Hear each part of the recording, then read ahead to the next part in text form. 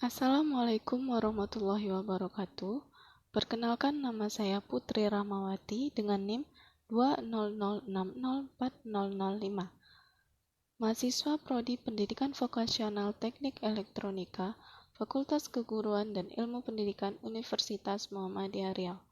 Baiklah, pada kesempatan kali ini saya akan menjawab pertanyaan-pertanyaan dari Ibu Fitri Farida SPDMT selaku dosen pengampu mata kuliah Instrumentasi dan Pengukuran Elektronik.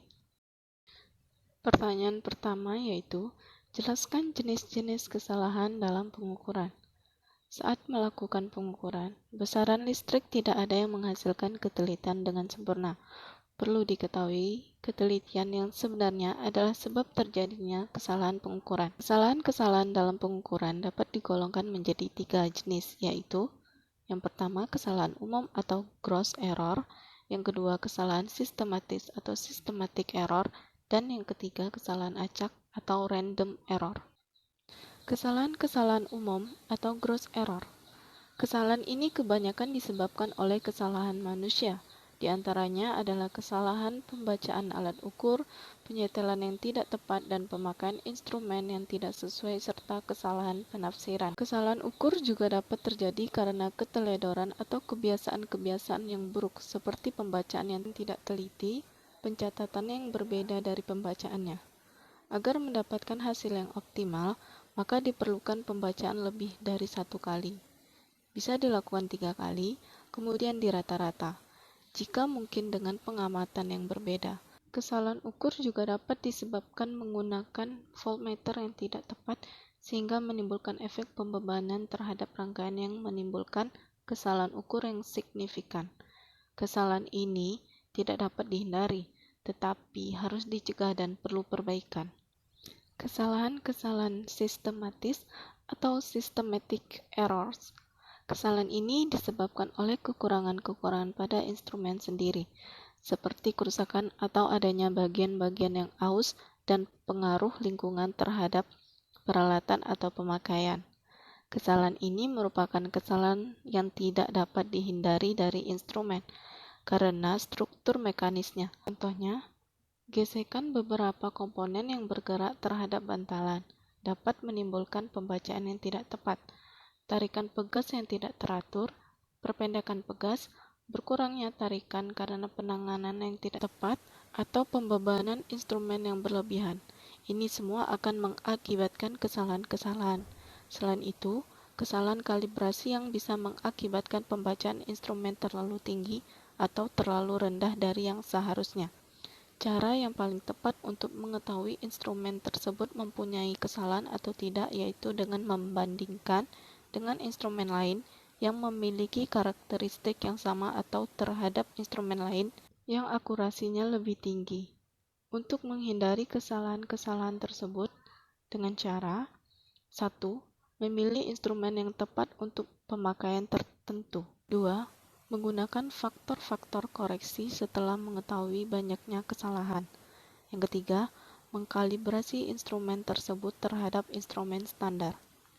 Pada kesalahan-kesalahan yang disebabkan lingkungan, seperti efek perubahan temperatur, kelembaban, tahanan udara luar, medan-medan magnetik, dan sebagainya, dapat dihindari dengan membuat pengkondisian udara atau AC, penyegelan komponen-komponen instrumen tertentu dengan rapat, pemakaian pelindung magnetik. Kesalahan-kesalahan acak atau random error.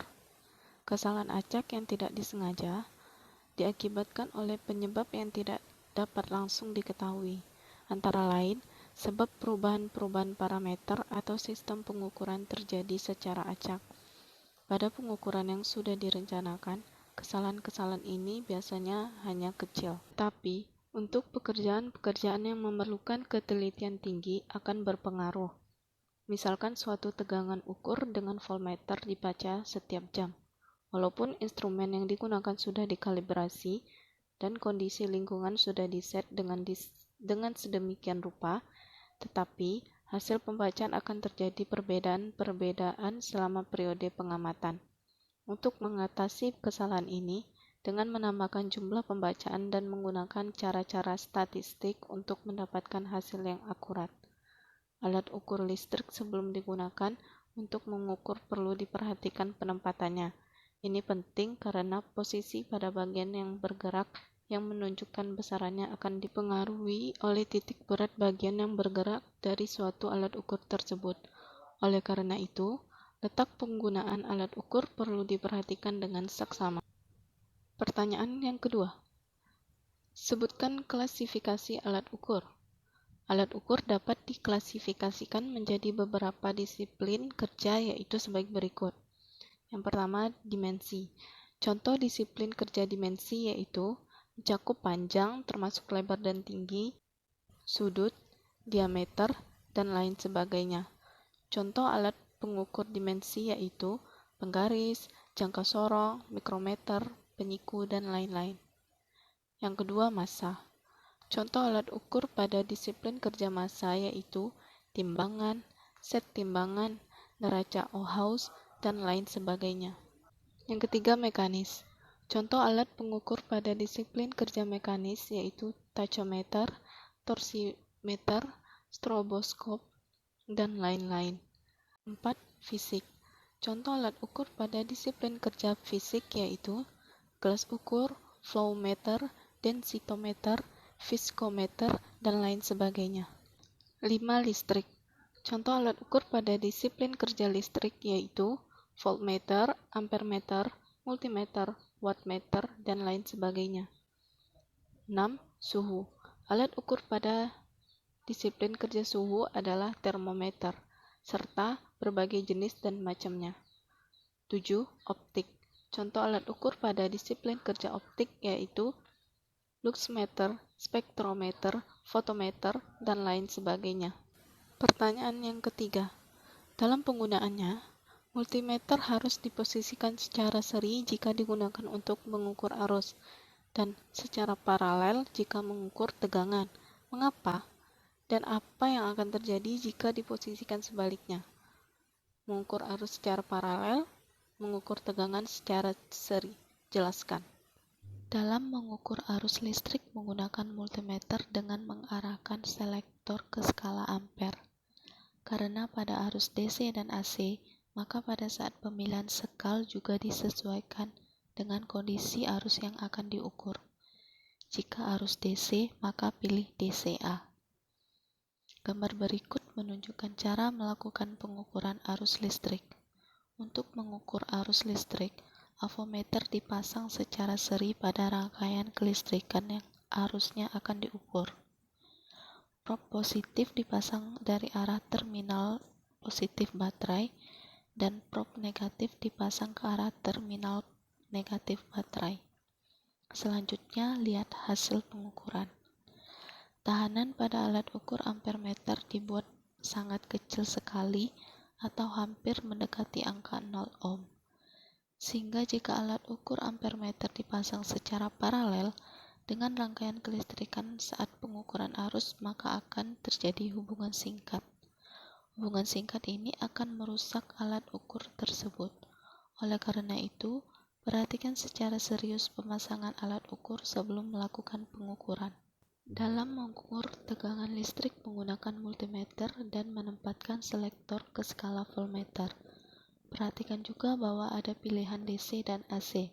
Jika ingin mengukur tegangan DC, maka pilih skala DCV, dan jika hendak mengukur tegangan AC, maka pilih ACV. Cara melakukan pengukuran tegangan listrik. Pengukuran dilakukan dengan memasang avometer secara paralel. Seperti ditunjukkan pada gambar berikut, bagian prob positif diletakkan pada bagian sebelum beban dan prob negatif setelah beban. Alat ukur avometer biasanya dilengkapi dengan tahanan yang cukup besar. Apabila pemasangan dalam mengukur tegangan ternyata salah, yakni terpasang seri, Anda tidak perlu khawatir, karena tidak akan menimbulkan kerusakan pada alat. Masalahnya hanya pada hasil pengukuran yang tidak akan didapati. Pertanyaan yang keempat, jelaskan prinsip kerja dari potensiometer. Potensio bekerja seperti resistor. Dengan semakin besar tahanan, maka output atau volt semakin kecil. Dan sebaliknya, semakin kecil tahanan atau ohm, maka output atau volt semakin besar. Potensiometer memiliki prinsip kerja yang bisa mengubah nilai dari sebuah hambatan secara linier yang dapat mempunyai banyak fungsi seperti 1. Untuk mengatur sebuah volume mixer atau sound system. 2. Untuk membagi sebuah tegangan. 3. Untuk pengendali sebuah level sinyal. Potensiometer terdiri dari elemen resistif yang membentuk jalur atau trek melingkar dengan terminal di kedua ujungnya. Sedangkan satu terminal lainnya, biasa berada di tengah, adalah penyapu atau wiper yang digunakan dengan memutar tuasnya agar terjadi pergerakan pada elemen resistifnya. Pergerakan wiper inilah yang mengakibatkan naik turunnya nilai resistansi pada potensiometer. Elemen resistif pada potensiometer umumnya terbuat dari bahan campuran metal atau logam dan keramik ataupun bahan karbon. Sekian jawaban pertanyaan dari saya. Mohon maaf apabila ada kekurangan dan kesalahan. Sekian, terima kasih. Wassalamualaikum warahmatullahi wabarakatuh.